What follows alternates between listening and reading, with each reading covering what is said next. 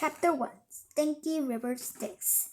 Zeus, Poseidon, and Hades stood on a hill, gazing downward.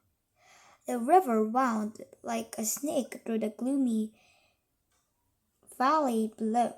It was all that stood between them and their goal, the underworld.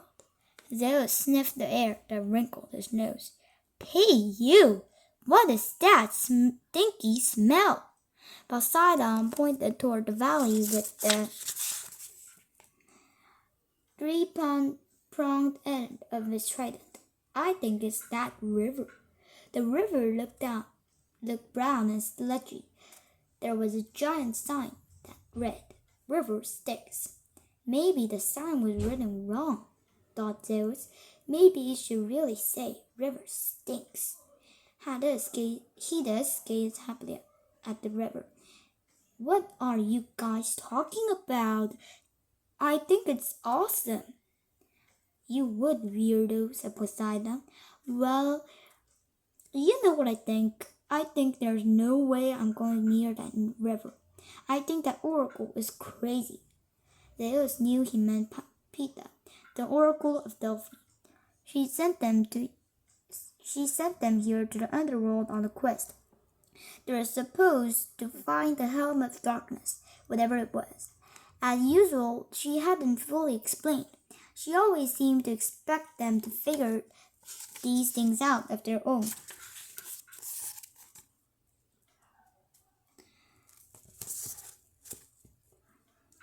"But you like water, remember?" Zeus told Poseidon.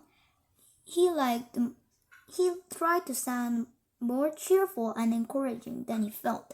"I mean, you're an Olympian, the god of the sea." They discovered this on their last quest to the Aegean Sea.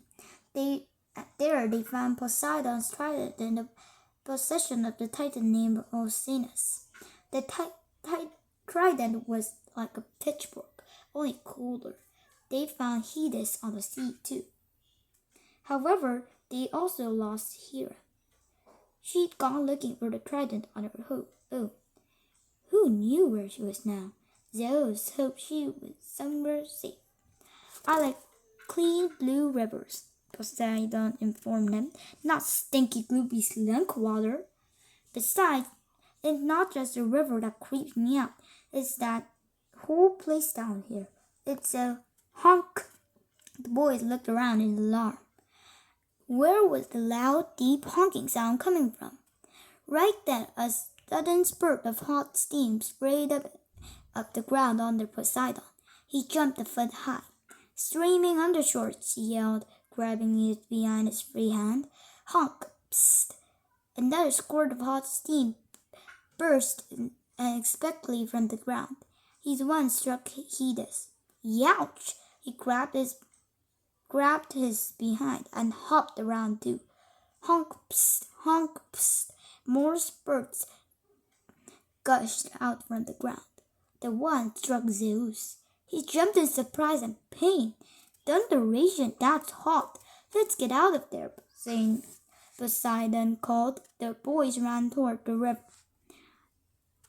Any time they slowed, the honk sounded and another spurt of steam attacked. "Honk, psst, ow! Honk, psst, ow!"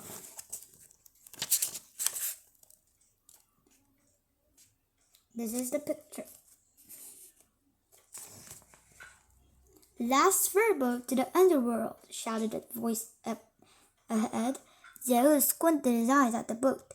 It was sailing toward them from the opposite side of the river. Since it was the same brownish color as the water, it blended in. That's why they hadn't noticed it before. "A boat to the underworld?" called Hades. "Perfect. Let's get on it." "Like we have any choice?" Poseidon yelled back. "Yeah," Zeus agreed breathlessly. "It's like we were being herded down to the boat." The spurts were chasing them, so they could only move forward. And it wasn't the three boys who were being rounded up. Dozens of other people began to appear. They streamed down the hill running for the boat too. Most of them were really old, but they were moving pretty fast.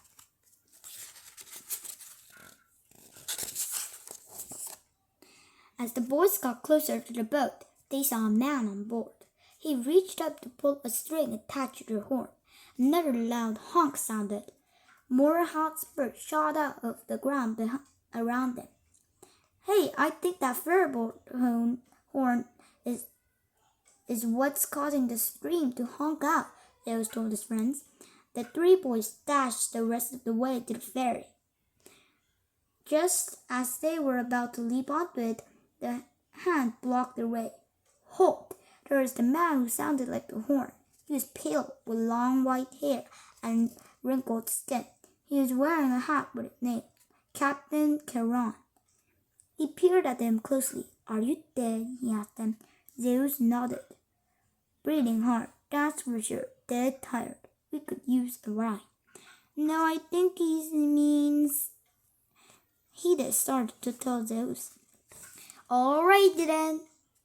Pay your fare, the captain interrupted. Passage across the river Styx closed 1 oboe each. He held out his hand, palm upward, waiting. Better pay the fee, a woman behind them advised. That either that was a one or wander these shores for 100 years. We don't have any money, Zeus admitted. Next, the Charon, pushing the three boys aside. He let a man came forward. The man opened his mouth and stuck out his tongue. There was a silver coin on the tip of it. Charon took the coin and flipped it out on his tongue. It arched through the air. Plunk! It landed on the coin bag tied at his waist. Get lost, Charon barked at the boys when they didn't leave. You're blocking others who can cough up the fare. They're dying to get in.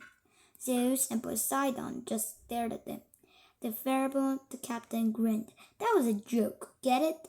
No, Zeus and Poseidon said at the same time. But Hades burst out laughing. Zeus and Poseidon looked at each other, not getting what was so funny.